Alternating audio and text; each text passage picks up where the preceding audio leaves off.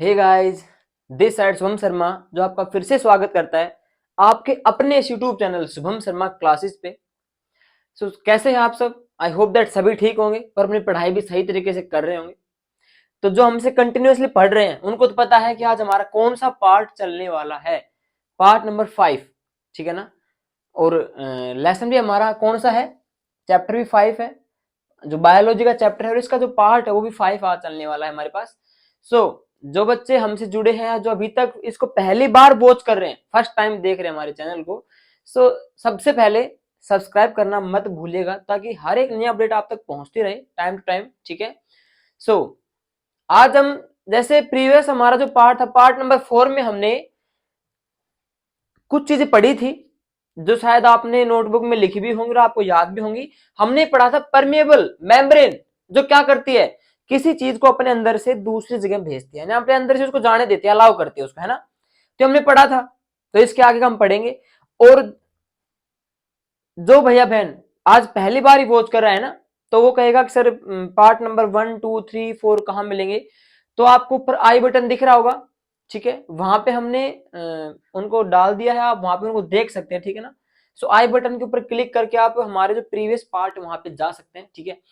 आज हम पढ़ेंगे आपको कि भाई हमने आपको कहा था कि आपको और भी बारीकी से हम आपको समझाएंगे पार्ट नंबर 2 यानी अगले पार्ट में।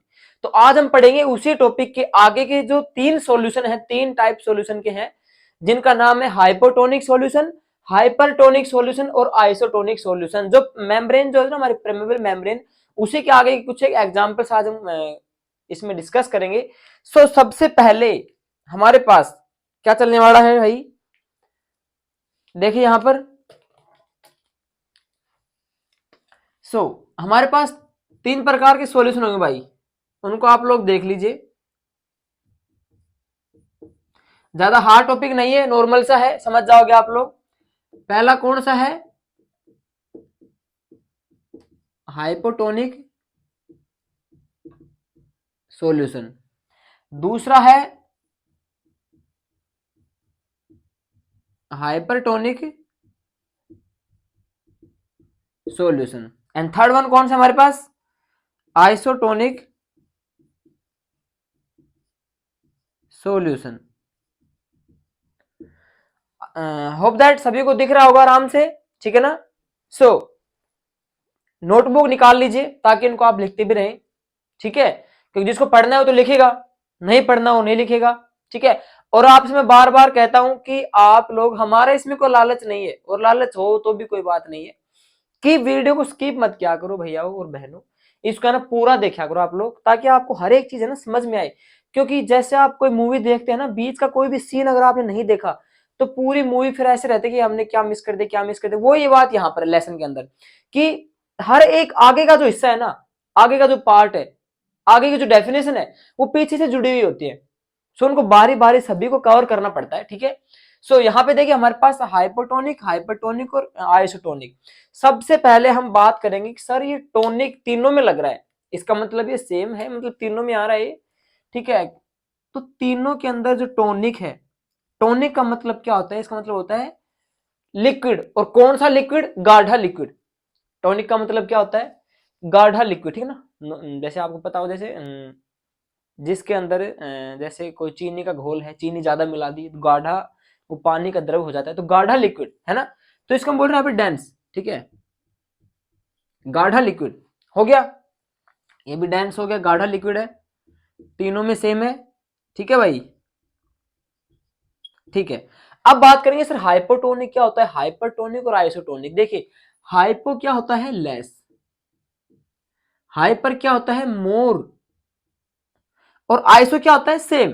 जो दोनों तरफ सेम होगा, दोनों बोथ साइड सेम होगा, ठीक है। तो यहां पर हमारे पास क्या है, लेस, यानी कि ऐसा सॉल्यूशन जिसमें गाढ़ापन जो है ना थोड़ा कम हो, लेस हो, है ना भाई, ठीक है। मोर डेंस क्या होगा सर, जिसके अंदर गाढ़ापन थोड़ा ज्यादा हो वो मोर होगा। सर जिसके अंदर दोनों साइड, अगर ज्यादा गाढ़ा होगा तो भी दोनों साइड गाढ़ा होगा, है ना। मतलब ऐसी कोई सिचुएशन जहां पे जो लिक्विड है वो बोथ साइड से, दोनों तरफ से सेम होगा, ठीक है।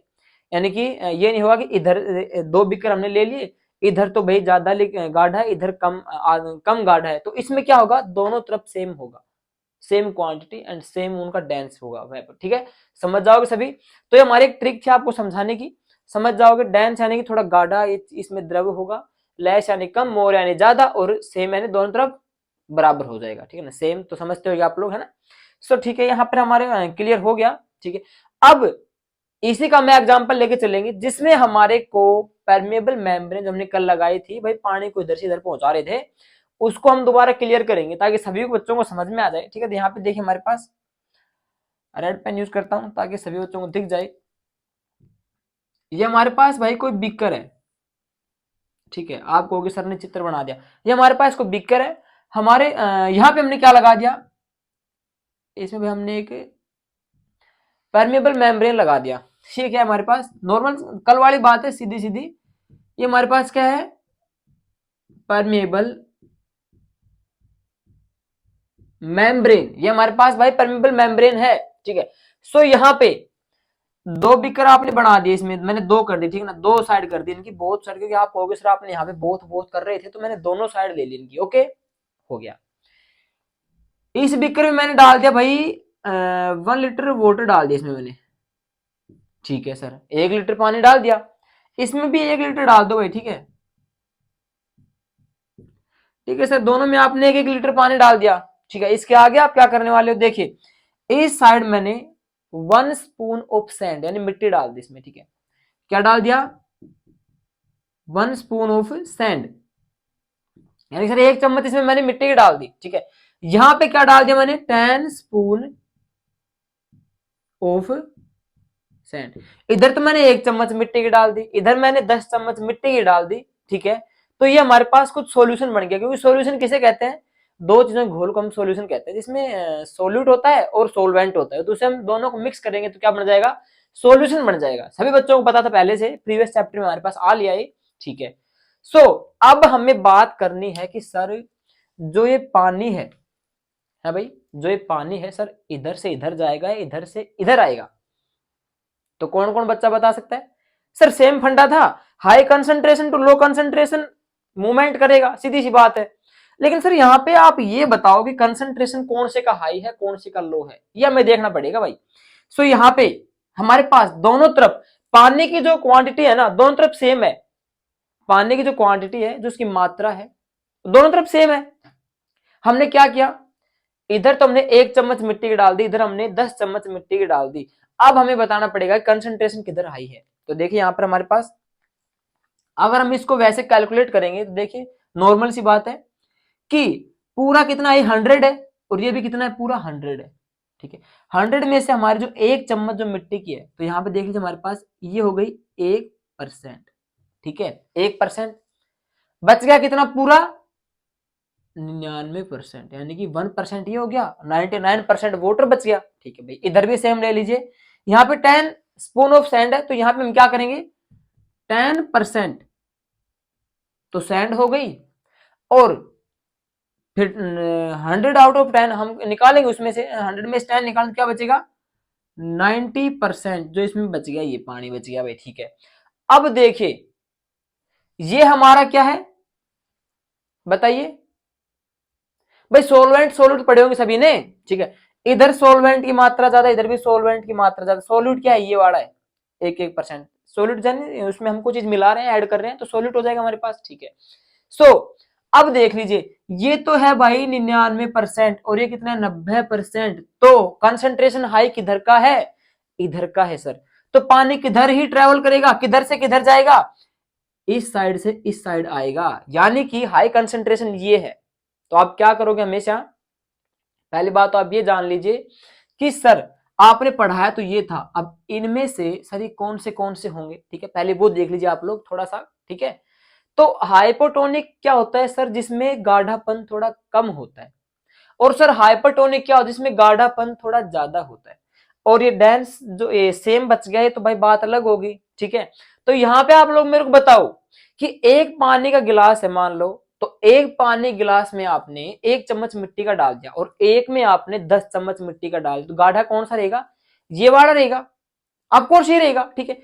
तो ये सॉल्यूशन हमारे पास कौन सा है बेटा, ये हमारे पास होगा लेस। भाई 1 चम्मच मिट्टी डालिए तो कौन सा हो जाएगा हमारे पास, ये हाइपोटोनिक। ठीक है बेटा, ओके। ये कौन सा हो जाएगा हमारे पास, ये हमारे पास जाएगा हाइपरटोनिक, यानी कि थोड़ा ज्यादा गाढ़ा होगा, तो हाइपरटोनिक हो जाएगा हमारे पास। ओके, सो दैट्स, यहां पे हम देखेंगे कि आप लोग खुद ही बता दोगे सर कि जो पानी जो है किधर से किधर जा रहा है। आप कहोगे सर जिधर सोलवेंट की मात्रा, या आप नॉर्मल सा लगा सकते, जिधर है ना हाइपोटोनिक जो था, हाइपोटोनिक से हाइपरटोनिक की तरफ जो वाटर है वो मूव कर रहा है, ठीक है। या जिधर सर जो सोलवेंट की मात्रा ज्यादा है और सोलवेंट की मात्रा जिधर कम है, तो ज्यादा मात्रा वाला जो सोलवेंट है कम मात्रा वाले सोलवेंट तरफ गति करता है, मूवमेंट करता है, ठीक है। तो सोलवेंट की मात्रा किधर ज्यादा है, इधर ज्यादा है, इधर कम है, तो हाई कंसंट्रेशन ये हो गया, इधर से इधर क्या कर रहा है, मूवमेंट कर रहा है।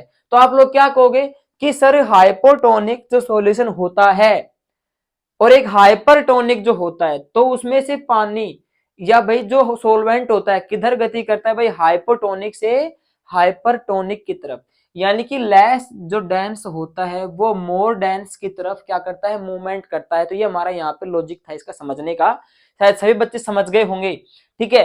तो वाटर का समझ में आ गया सभी को किधर जाएगा, सिंपल सी हमारे पास बात थी यहाँ पे। लेकिन अब कई बच्चे कहेंगे सर ये बताओ कि अब जो मिट्टी बच गई ना वो किधर से किधर जाएगी। गुड क्वेश्चन है, आप लोग तो पूछते नहीं, मैं बता रहा हूं आपको। ये इधर बताओ मेरे को, जैसे हम लोग यहाँ पे देखेंगे ये तो कितना हमारे पास 1 है, ये कितना है भाई 10 है, तो वही बात आ गई हमारे पास। तो भाई इधर तो 99 था, इधर 90 था, तो अधिक ये था ना, तो high concentration to low concentration चला गया। यहाँ पे हमारे पास क्या होगा, देखिए ये हमारे पास 10% है, ये हमारे पास 1% है, तो हाई कंसेंट्रेशन किधर होगा, इधर होगा। तो जो मिट्टी है किधर से किधर मूवमेंट करेगी, मिट्टी करेगी भाई इधर से इधर मूवमेंट करेगी। इसे हम क्या कहेंगे कि सर जो सोल्यूट की मात्रा होती है, किसकी बेटा, जो सोल्यूट की मात्रा होती है वो हाइपरटोनिक से हाइपोटोनिक की तरफ मूवमेंट करती है। तो सभी को समझ में आ गया। अब हम बात करेंगे सेम की, यानी कि आइसोटोनिक की। तो भाई 2 बीकर ले लिया हमने, नॉर्मल सी बात है, ठीक है। इधर हमारे पास 1 लीटर भाई क्या आ गया, वाटर आ गया, इधर भी 1 लीटर क्या आ गया, वाटर आ गया, ठीक है, हो गया बेटा। अब इसका मतलब क्या है, दोनों तरफ सेम रहेगा, तो इधर भी आपने 1 स्पून ऐड कर दी, इधर भी आपने 1 स्पून ऐड कर दी, तो भाई दोनों तरफ सेम सेम है। तो वही बात है, वो या तो वहीं के वहीं रह जाएगा, जाएगा किधर, वो दोनों तरफ सेम ही है भाई। जो चीज इधर कम दिखती है उधर जाती है, मतलब उसको थोड़ा भरने के लिए, है ना, नॉर्मल सी बात है। दोनों तरफ सेम है तो किधर जाएगा, उधर ही रहेगा, अपने पीस पर ही, अपने स्थान पर रहेगा, उधर ही रहेगा, रेस्ट पोजिशन पर रहेगा, गति नहीं कर रहा, इधर से इधर नहीं जा रहा। तो वो होता है आइसोटोनिक के अंदर। बाकी आप बात करोगे बार बार में किसकी, हाइपरटोनिक की और हाइपोटोनिक की। होप दैट सभी को यहां तक समझ में आ गया होगा, और अपना जो परमेबल मेम्ब्रेन था उसका जो फंडा था बिल्कुल कंप्लीट हो गया। अब मैं इसको मिटा के आगे हमारी की जो डेफिनेशन है वो आपको मैं समझाने वाला हूं, उसको ध्यान से समझना, ठीक है। अब हमारे पास इस चैप्टर का सबसे मेन क्वेश्चन जो हर बार आ रहा है, जो कराता है क्वेश्चन पेपर में, ठीक है, टीचर इसी को देते हैं ज्यादा क्योंकि सबसे इंपॉर्टेंट है, प्लाज्मोलाइसिस। प्लाज्मोलाइसिस होता क्या है, ठीक है। तो सबसे पहले तो इस पूरी डेफिनेशन को उतार लीजिए और इसको सबसे पहले तो समझ लीजिए, ठीक है। वीडियो को पॉज करके आप इसको उतार सकते हो, लेकिन इसको समझ लीजिए होता क्या है सर प्लाज्मोलाइसिस। देखिए यहाँ पर हमारे पास क्या है, it is the shrinking of cytoplasm of a plant cell. भाई बात किसकी हो रही है, प्लांट सेल की बात हो रही है, ठीक है। कि sir it is the shrinking यानी क्या होता है, छोटा होना, ठीक है ना। अंदर से कोई चीज बाहर निकलती है, जैसे बैलून के अंदर से हम पानी निकालते हैं, बैलून छोटा हो जाता है, वो श्रिंकिंग होता है, ठीक है। तो it is the shrinking of cytoplasm of a plant cell in response to diffusion of water out of the cell and into a high salt concentration। देखिए यहां पर हमारे पास क्या बताया जा रहा है, बात हो रही है बेटा प्लांट सेल की, ठीक है। हमारे पास यहाँ पे प्लांट सेल है, ठीक है। अब क्या करे, ओ सर्कल बढ़िया बन गया आपकी बार, श्रिंकिंग। अब ये छोटा कब होगा, जब इसके अंदर से मान लो जो वाटर है वो कहां जाएगा, बाहर निकल जाएगा, ठीक है। तो ये क्या हो जाएगा, श्रिंक हो जाएगा, छोटा हो जाएगा, छोटा हो गया, ठीक है। इसके अंदर से पानी कहां चला गया, बाहर चला गया। देखो इसने कहा है कि सर प्लाज्मोलाइसिस के दौरान, ड्यूरिंग दैट प्लांट सेल में response to diffusion of water out. Diffusion क्या होता है बेटा, हमारे पास ओस्मोसिस था, डिफ्यूजन था। ओस्मोसिस में क्या होता था कि सर केवल पानी बाहर निकलता है। डिफ्यूजन में क्या होता है, एनी मेटेरियल्स या कोई भी सब्सटेंस वो बाहर निकलता है। तो इसमें से भाई डिफ्यूजन हो रहा है, यानी मान लो कोई भी चीज बाहर निकल रही है तो श्रिंक अपने आप हो जाएगा, छोटा हो जाएगा प्लांट सेल, ठीक है।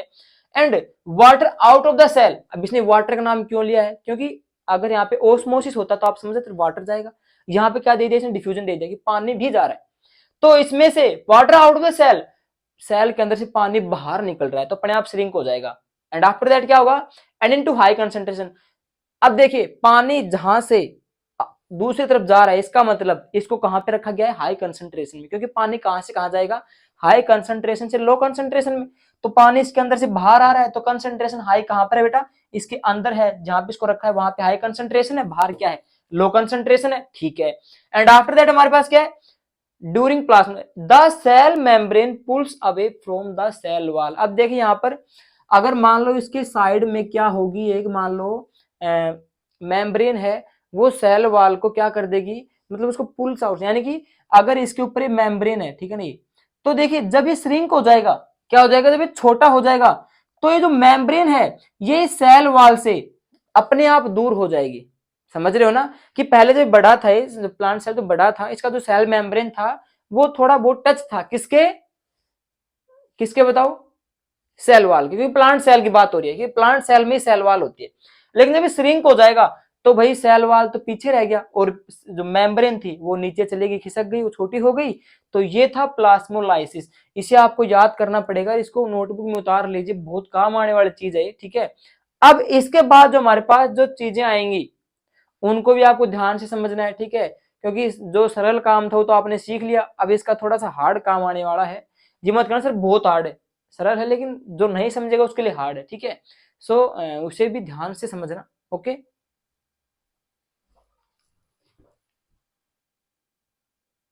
सो इस टॉपिक को पढ़ने से पहले हमारे पास एक छोटी सी टर्म आती है जो है cell differentiation. What is cell differentiation, क्या होता है, ठीक है। तो देखिए सेल डिफरेंशिएशन क्या होता है कि जब नया नया जब एक सेल डिवीजन होता है, जो छोटा सा बच्चा होता है, पैदा ही होता है सेल, ठीक है, तो वो उस समय उस सिचुएशन में नहीं होता अपना कार्य कर सके, ठीक है। तो हम जब तक वो कार्य नहीं करेगा तब तक हम नहीं बता सकते कि वो किस कार्य के लिए बना है, ठीक है ना। तो जब वो सेल थोड़ा बड़ा हो जाएगा तब हम उसके जो भाई किस कार्य के लिए है, so that time you can differentiate, उस समय आप डिफरेंशिएट कर सकते हो कि यह सेल किस कार्य के लिए बना है।